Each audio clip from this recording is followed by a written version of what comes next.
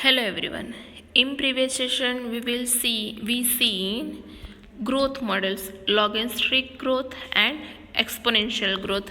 Today we will see life history variation, that some organism have some variation in their life, that we will see in this topic. So populations evolved to maximize their reproductive fitness, also called Darwin fitness, कि reproductive के हिसाब से जो भी organisms होते हैं वो healthy होते हैं, फिट होते हैं, that is called Darwinian fitness. Means के it has high R value that we already seen in exponential growth in the habitat in which they live. Under a particular set of selection pressures, organisms evolve towards the most efficient reproductive strategy. Some organisms breed only once in their lifetime. कि some organism क्या होते हैं,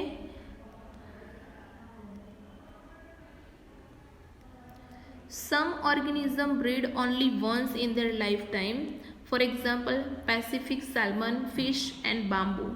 bamboo plant के बारे में already हमने chapter 2 में देखा था, right. You all are aware about bamboo, that 50 to 100 years के बाद वो फ्लावरिंग करते हैं, फ्लावरिंग स्टेज आता है बाम्बू में, राइट. और पैसिफिक सालमन फिश के बारे में आपको डिटेल में नहीं दिया है, बट मैं आपको बता दूं कि Pacific salmon fish once in their life cycle 28 crore egg release करती है. 28 crore egg means what, but हाँ वो फिक्स है कि वो सभी मैच्योरिटी लेवल पे नहीं पहुंचते सभी egg, because it's too much. बहुत सारे एग प्रोड्यूस करती है वो एक ही बार में, right. while other breed many time during their lifetime, mostly birds and mammals. Some produce, ऐसे एक मार्क्स में आपको क्वेश्चन पूछा जा सकता है कि some produce a large number of small size offspring, कि कोई ऑर्गेनिज्म बहुत सारी ऑफस्प्रिंग प्रोड्यूस करते हैं बट उसकी साइज कितनी होती है, स्मॉल. सो उसके एग्जाम्पल है oyster, pelagic fish, right. while other produce a small number of large size offspring, that birds and mammals. So यहाँ 4 थिंग आपको याद रखनी है कि some organism breed only once in their life, that is salmon fish and bamboo, right. Some other breed many time during their life cycle, that most mammals and birds.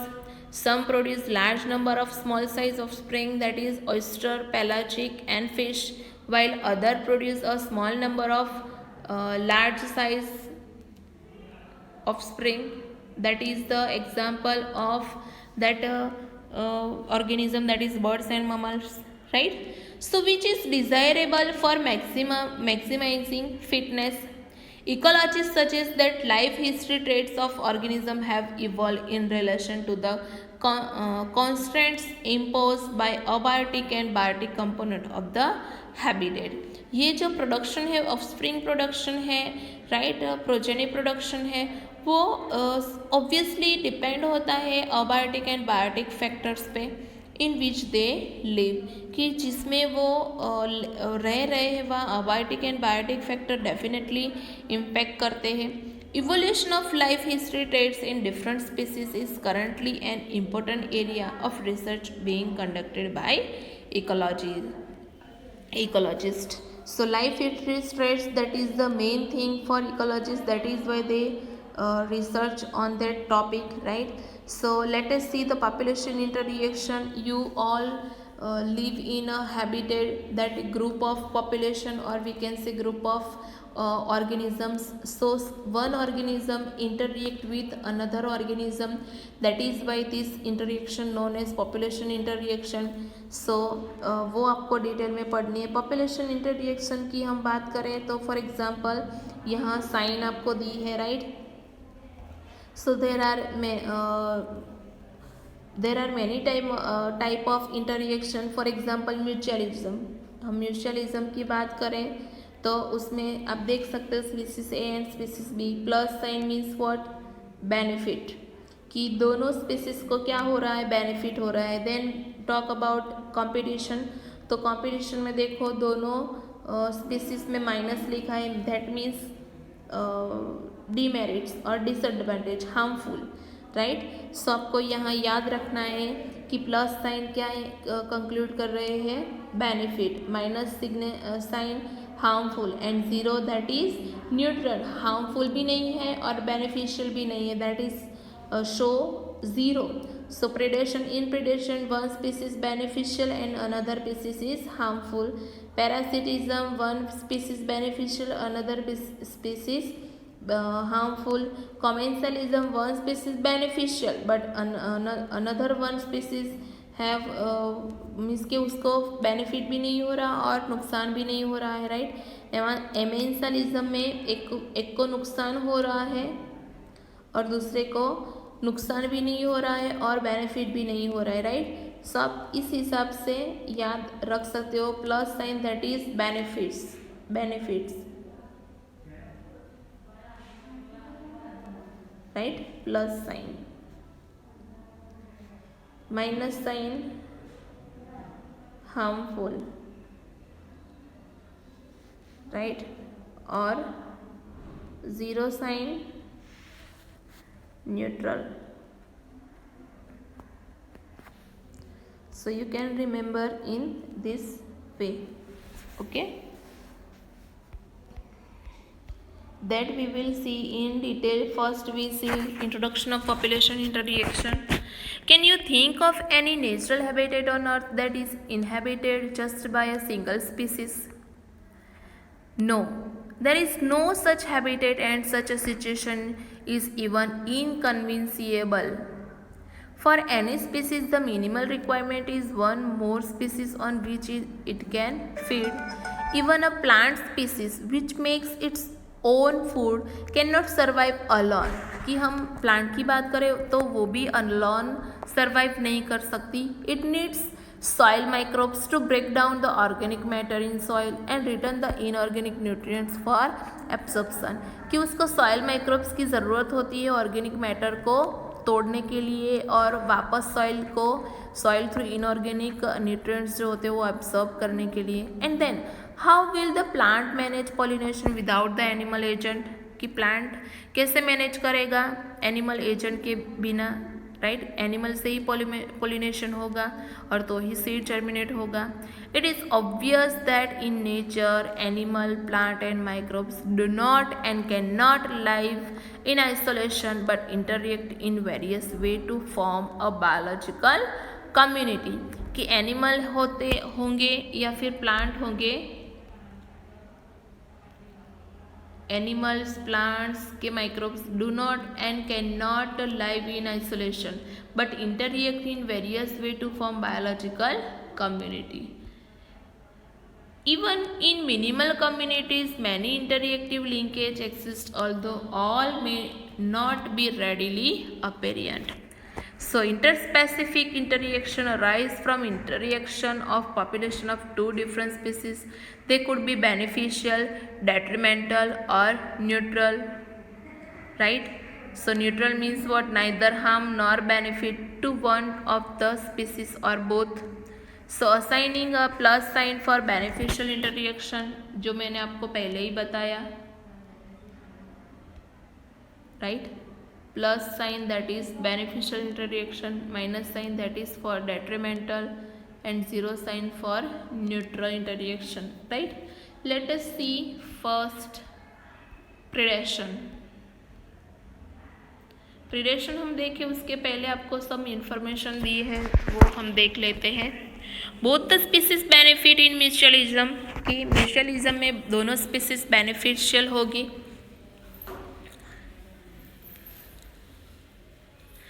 Right, in both lose in competition in their interaction with each other. Competition में दोनों species lose होगी. In both parasitism and predation, only one species benefit, and interaction is detrimental to another species. एक को benefit होगा और दूसरे को harmful होगा, that is in parasitism and predation. The interaction where one species is benefited and another is neither benefited nor harmed, that is called commensalism. In amensalism, on the other hand, one species harmed whereas the other species is unaffected. So we can say the predation, parasitism and commensalism share a common characteristic, that interacting species live closely together. Right, interacting species live closely together. So ये होगा introduction of this interaction. Let us see first interaction, that is predation.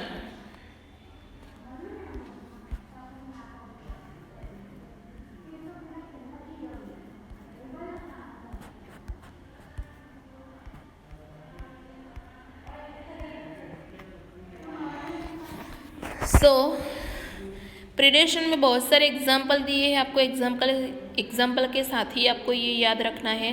Predation means बहुत. इस table में हमने देखा था predation में एक स्पीसीज बेनिफिट्स है और दूसरे स्पीसीज हार्मफुल है. What would happen to all the energy fixed by autotrophic organism if the community has no animal to eat the plants? You can think of predation as nature's way of transferring to higher trophic levels the energy fixed by plant. For example, plant he grow होते होंगे और consumer ना हो तो क्या होगा, population में population density unstable हो जाएगी, स्टेडी नहीं होगी. When we think of predator and prey, most probably it is the tiger and deer. कि हम प्रीडेटर और प्रे की बात करें तो हमारे माइंड में कौन सा एग्जाम्पल आएगा, tiger and deer. That readily come to our mind. But also we can say sparrow eating any seed is no less a predator. Means कि स्पैरो जो होती है उसको भी हम प्रीडेटर कह सकते हैं, बिकॉज वो क्या खाती है, seed. Although even animal eating plant are also categorized separately as a herbivorous. They are in broad ecological context, not a very different from predator. Right. So first paragraph में ये 3 example आपको याद रखने हैं, tiger and deer, sparrow eating any seed and animal eating plants, that is called herbivorous. Right. Okay. Besides acting as a conduits for energy transfer across trophic levels, predators play other important role. Besides acting conduits of energy transfer across trophical level, predators play also another roles. क्या role play करते हैं? They keep prey population under control. They keep prey population under control. But for predator, prey species could achieve very high population density and cause ecosystem instability. कि कभी कभी क्या होता है कि prey species could achieve very high position, right? धीरे धीरे उनकी population density बढ़ती है predator से न खाने की वजह से. That means ecosystem क्या बनेगी, instable. So when certain exotic species are introduced into a geographical area, they become invasive and start spreading fast because the invaded land does not have its natural predator. Means what कि कभी कभी हम exotic species means what कि बाहर की foreign species को जब हम introduce करते हैं हमारे देश में तो क्या होता है, वो जल्दी ही invasive हो जाती है हमारे देश के साथ and start spreading fast. And कभी कभी वो इतनी फास्ट ग्रो हो जाती है that land does not have it's natural predator. क्यों ऐसा हो जाता है, फास्ट ग्रोइंग क्यों होती है, क्योंकि जो भी न्यू हैबिटेट में वो आई है वहाँ कोई उसका प्रेडेटर नहीं है, that is why. So the prickly pear cactus introduce into Australia, यहाँ एक एग्जांपल दिया है. The prickly near cactus introduced into Australia.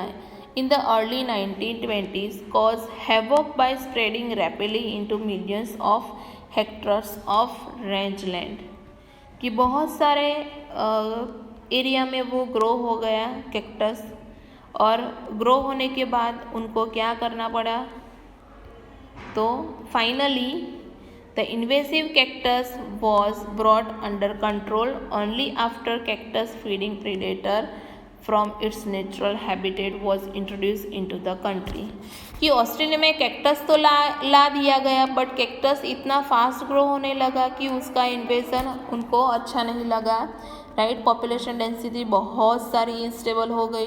That is by जब तक जो मौत होता है जो कैक्टस का फीडिंग प्रीडेटर है, राइट, वो जब इंट्रोड्यूस हुआ नेचुरल हैबिटेट में से ऑस्ट्रेलिया में, तब उनकी species under control I, right. So this is the example of predation. Another example of predation, that is biological control methods adopted in agriculture pest control are based on the ability of the predator to regulate the prey population, कि biological control method है उसमें agriculture pest control के base की बात करें हम तो किसके ऊपर बेस है, based on the ability of predator to regulate prey population, right. So predators also help in maintaining species diversity in community, कि प्रीडेटर क्या करते हैं, predators also help in maintaining species diversity in community by reducing intensity of competition among competitive prey species, right। so दूसरा example आपको दिया है, in the rocky intertidal communities of the American Pacific coast, the starfish Pystester is an important predator। ये आपको दूसरा example दिया है, American Pacific coast, the starfish that is हाइस्टर्स is important predator in the field experience when all the starfish were removed from the enclosed intertidal area. More than 10 species of invertebrates become extinct within a year and because of interspecific competition, कि एक ही year में invertebrates की 10 species exist हो गई एक ही year में, वो क्यों, इंटरस्पेसिफिक कंपटीशन की वजह से, right. Okay, then if a predator is too efficient and overexploit its prey, then the prey might become exist and following it. The predator will also become exist for lack of food. This is the reason why predators in nature are prudent. Prey species have evolved various defense to lessen the effect of predation. Some species are insects and frogs, कि हम as a predator में, as a predator कोई as a predator जब खाने आता है कोई pray को, तब प्रे बहुत सारे डिफरेंट कैरेक्टरिस्टिक शो करते हैं, केमिकली कैरेक्टरिस्टिक शो करते हैं या फिर मॉर्फोलॉजिकली, और प्रीडेटर से बचते हैं, राइट। सो उसका एग्जांपल दिया है कि some species of insects and frog are cryptically color, means के camouflage to avoid being detected easily by predator, कि वो एक कलर चेंज करते हैं उसकी बॉडी का जिससे वो प्रेडेटर उसको आइडेंटिफाई ना कर सके, फ्रॉग को और इंसेक्ट को, और खा ना जाए, right. and they produce some poisonous chemical from their body. Some are poisonous and therefore avoided by predators, कि some species are poisonous and that is why predator avoid that prey. Then monarch butterfly is highly distasteful to its predator. Means what, कि monarch butterfly जो है वो बहुत ही बेस्वाद होता है predator के लिए, because of a special chemical present in its body, कि केमिकल, स्पेशल केमिकल होता है जो उसकी बॉडी में प्रेजेंट होता है. Interestingly the butterfly acquired this chemical during its caterpillar stage by feeding on a poisonous weed. कि ये जो केमिकल होता है वो बटरफ्लाई में कब आएगा, राइट? तो जो बटरफ्लाई जब कैटरपिलर स्टेज में होता है तब जब वो वीड पे फीड करता है तब वो पॉइजनस वीड में से ये केमिकल आता है मोनार्क बटरफ्लाई में, राइट? सो ये हो गया प्रीडेशन का another example. What about plant? For plant herbivores are predator. कि हम प्लांट की बात करें तो प्लांट में हर्बेरियर्स क्या होते हैं? Herbivores are predator. Nearly 25% of all insects are known to be phytophagous. Means के feeding on plant sap and other parts of the plants. कि 25% इंसेक्ट्स होते हैं वो फाइटोफैगस बोला जाता है उसको, कि वो स्पेशली प्लांट की प्रोडक्ट और प्लांट के पार्ट्स पे फीड करते हैं. The problem is particularly severe for plant because unlike animal they can not run away from their predator. Plants therefore have evolved an astonishing variety of morphological and chemical defense against herbivorous. कि कभी कभी predator से बचने के लिए plant have evolve variety of morphological and chemical defence against herbivores. क्या है? तो for example thorns in acacia and cactus. कि प्रोटेक्शन के लिए एसेकेशिया एंड कैक्टस क्या ग्रो करता है उसकी बॉडी पे? Thorn are the most common morphological means of the defence, right?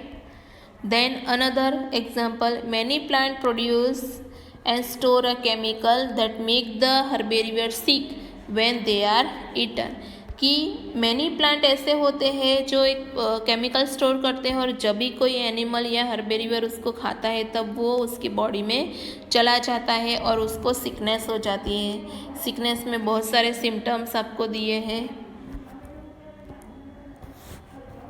Inhibit feeding और डाइजेशन, डिस्टर्ब इट्स रिप्रोडक्शन और इवन इट किल, राइट? कि कभी कभी वो मर भी जाता है ये जो केमिकल वाला जो प्लांट होता है वो खाने से.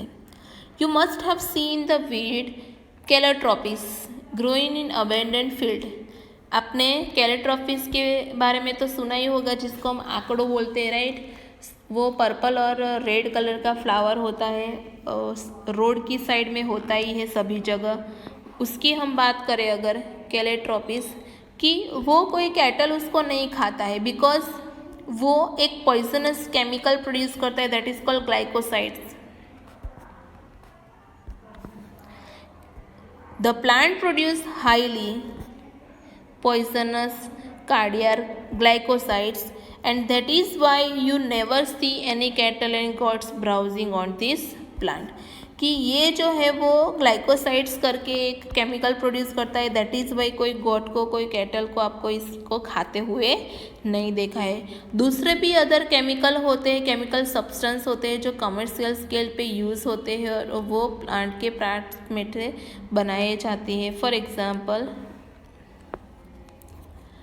such a wide variety of chemical substance that we extract from plant on commercial scale, that is nicotine, caffeine, quinine, strychnine, opium, are produced by them actually as a defense against grazers and drovers. कि ये जो chemical वाले जो chemical होते हैं वो plant के parts में से प्रोड्यूस होते हैं और वो defence as a defence mechanism function करते हैं, specially defence against grazers and browsers, right? So ये हो गया प्रेडेशन. आई होप आप सबको ये प्रेडेशन समझ में आया होगा. थियरिटिकल बेस ही है, आपको सिर्फ उसको पढ़ना है और याद रखना है एग्जाम्पल के साथ. नेक्स्ट सेशन में we will see competition, mutualism, right? That we will see in next session. Till that, thank you.